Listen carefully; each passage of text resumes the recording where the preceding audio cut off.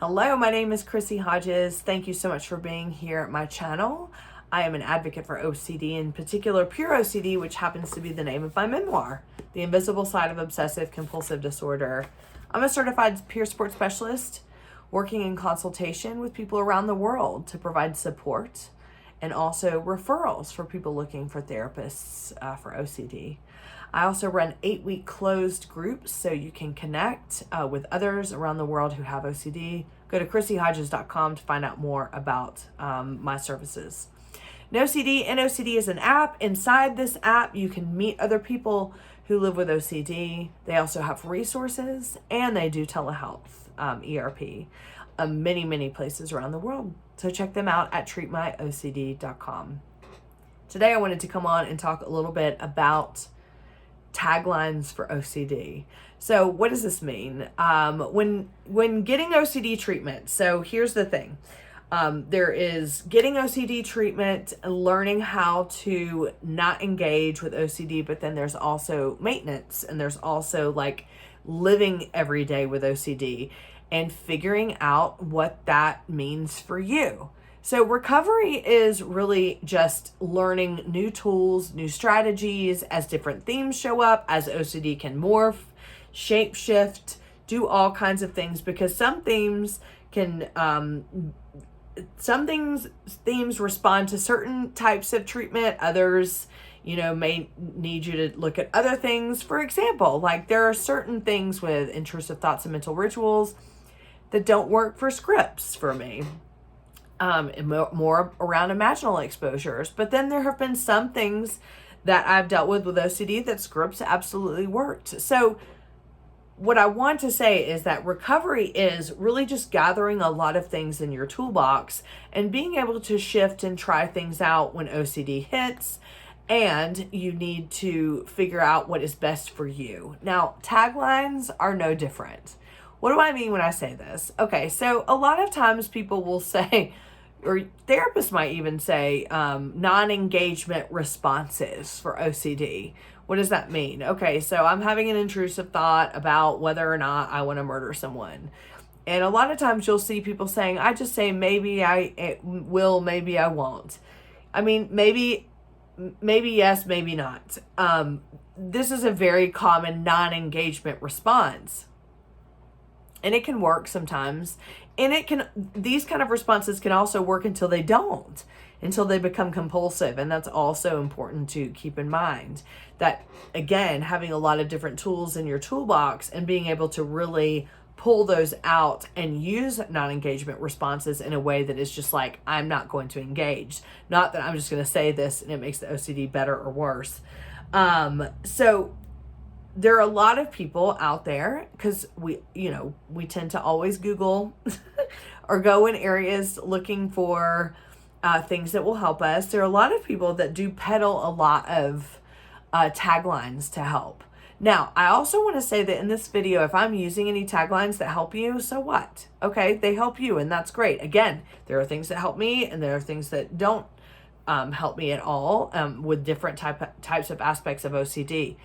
I wanted to let you know that sometimes when you are hearing things from people who live with OCD, and sometimes even professionals that are telling you non-engagement responses and they're not working, you might think to yourself, oh my gosh, that must mean that I don't have OCD, or that my OCD is not responding, so that means that I'm unable to get better. That is this whole point of this video. Non-engagement responses, things that are sometimes even meant to motivate you, sometimes aren't going to work. Sometimes that's theme dependent. Sometimes that's person dependent. Sometimes that's just dependent on the fact that it just is a shitty tagline. Like, I don't know, but I just want to make sure that I did a video to let you know that just because somebody says something online and it has worked for them does not mean it's always going to work for us. So be very picky and particular about who you're following in regards to, this was my OCD experience, this worked for me, so it should work for you. That is not the case. We are all different. We all have different backgrounds, and OCD can show up in different ways. There's 2 taglines I want to focus on in this video. Number 1, sit with the thoughts. This tagline makes me just want to punch a hole through the wall. Now, I also want to say that I am allowed to evolve. And I know that in my previous videos, or even if I've met with you before and I have said sit with the thoughts, that is fine, but I am evolved past a lot of things at this point. I'm way more future focused, way more trauma informed, and want to look at the community as a whole. Sometimes I have said things in my videos and I don't necessarily believe them now. So if you're like, whoa, you said this in a video 5 years ago, well, I changed my mind, and I'm allowed to change my mind, and I actually just don't have the time to go back and edit videos. So just know that moving forward, I will continue to correct myself as my beliefs are corrected, and I become more aligned with the community as a whole. I can't stand the phrase sit with the thoughts. I hate it so much. Sit with the thoughts to me means sit with the misery, sit with the torture. I mean, this is just so ill-informed when someone isn't providing context outside of what sit with the thoughts means. For me, I will tell you, when sit with the thoughts is beneficial, it is this: when I am engaging in exposure response prevention. When I have a scheduled time on the calendar to do exposure response prevention for a scheduled amount of time, I can tell my brain we are going to sit with the thoughts during that time, at that time during the day. That way I am prepared. I am not necessarily in fight or flight unless I'm just already kind of revved up, but either way, it's still my decision to sit down and do the ERP, and it's still my decision on how long I do it. So I am and can override my brain and say, okay, I'm going to sit with the thoughts for 20 minutes. So I'm going to expose myself to something I've been triggered by, meaning I'm re-triggering myself when I'm ready for it, not in response to something. And now I can say to myself, all right, we're going to sit. I'm going to let whatever comes into my mind come into my mind. And I'm going to curiously look at how my brain responds. When am I doing compulsions? How am I feeling? Is my groin firing? Am I having a physical sensation? I'm going to curiously look at these things. So then when I replicate that later in the day or the next day at the same time for the same amount of time, I can start to see a pattern developing. Now when I'm sitting with the thoughts, I'm sitting and observing what is happening. I'm not just sitting with the thoughts going, let me lean in and sit with the thoughts and get the shit kicked out of me. Because unfortunately, when people are communicating, just sit with the thoughts, people think, oh my God, I'm hella triggered. And now I have to sit with this, but sitting with it makes it worse. Why? Because you're doing compulsions. That's why. I'm ruminating while I'm sitting with this. Why isn't it getting better?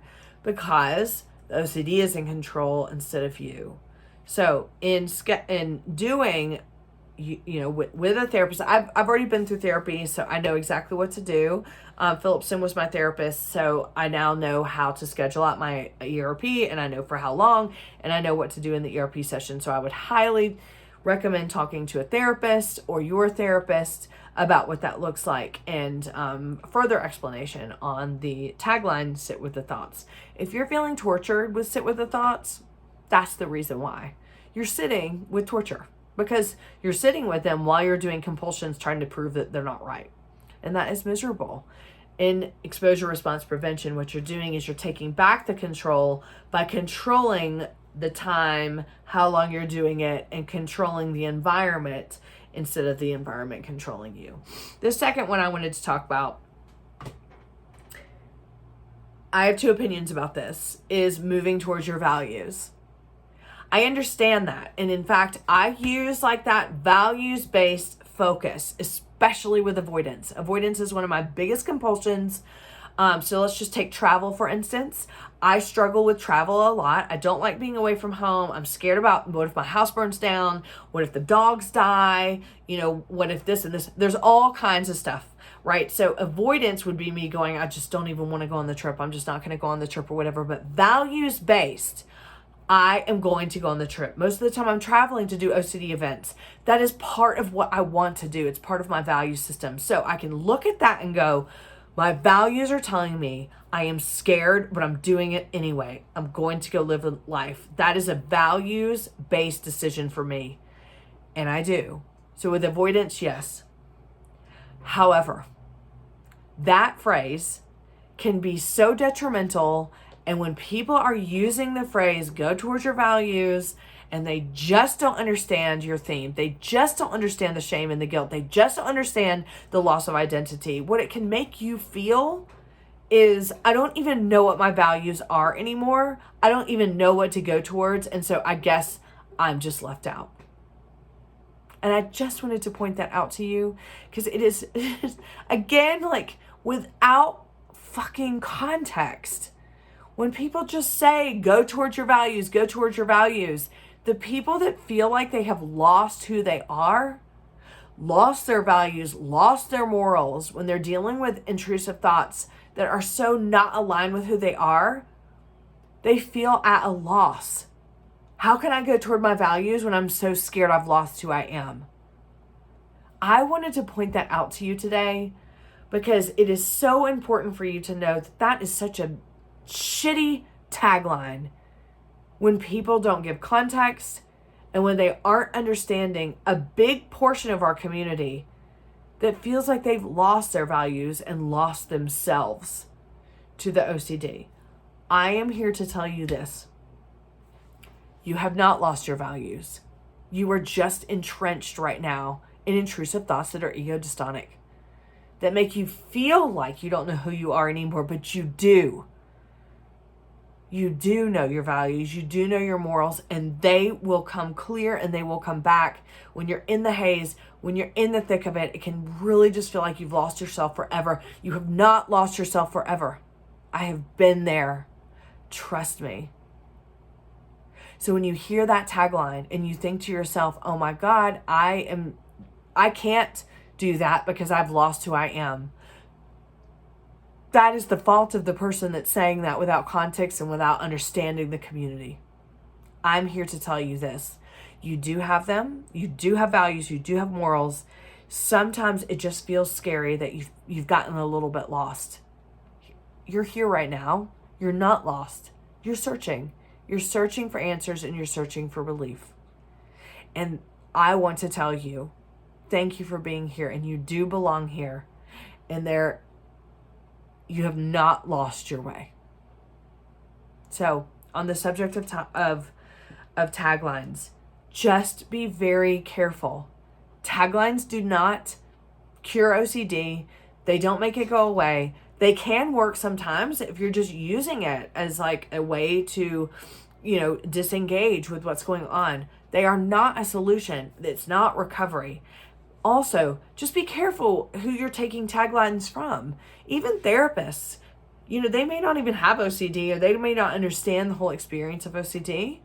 And so take it, try it out. Maybe it works for you. Maybe it doesn't. Like I've said in this video, it works for me in regards to avoidance, the go toward your values. Yes, I use that. Then maybe not. That works for anything other than like taboo intrusive thoughts. I can use that non-engagement. But I don't use it as the end all, this all for everything. And you don't have to either. So I just wanted you to know that tonight. And I hope that helped. Because I know that a lot of people get really lost in thinking if this worked for someone else and it didn't work for me, that must mean I don't have OCD. Nope, not everything works for everybody. Your recovery is your journey. Take the little tools, put them in your toolbox, and experiment what works with what. Get some therapy around that. Recovery is the journey of trying to figure out who we are despite living with all this. And I'm right there with you, walking alongside you. I hope this helped. And I'll see you next time. Bye-bye.